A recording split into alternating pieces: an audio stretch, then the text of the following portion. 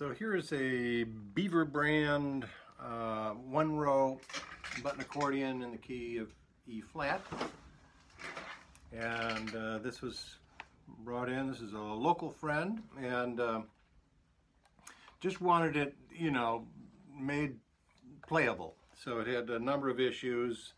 It was missing one of the pads on the spoon bases. I replaced that. The biggest problem was there was a lot of leaking around the whole bass side growl box, you'd call it, the air box here where the spoons are. It had leaks all the way around, so I've taken that off. I've got some photos, I think. I took that off. It had the old string type gasket and replaced it with modern foam gasket. And they had used 2 screws and 2 nails. It was never an expensive instrument.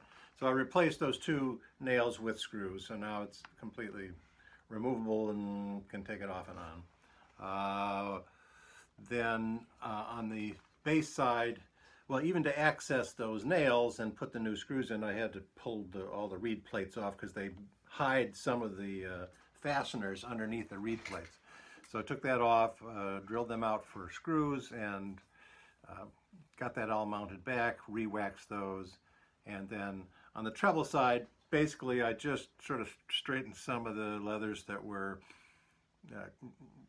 wildly curled. I replaced one that had come off, and then went around and waxed those. These are the long plates. They're a little bit more challenging to work on. I've got maybe I took a picture. Yeah, I think I took a picture of that, and then just sort of tuned it so it's playable. So it's a 2-voice. Oh, the other thing, I did have to rebuild the it has two stops, but one of them is really a dummy. The other one actually actuates one of the sets of 2 reeds, so you can do single voice or a double 2-voice.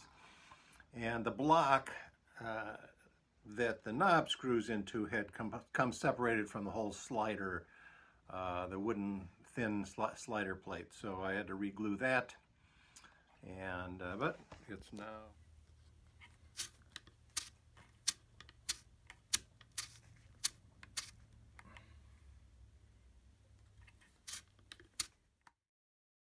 But you can actually play a tune on it if you want.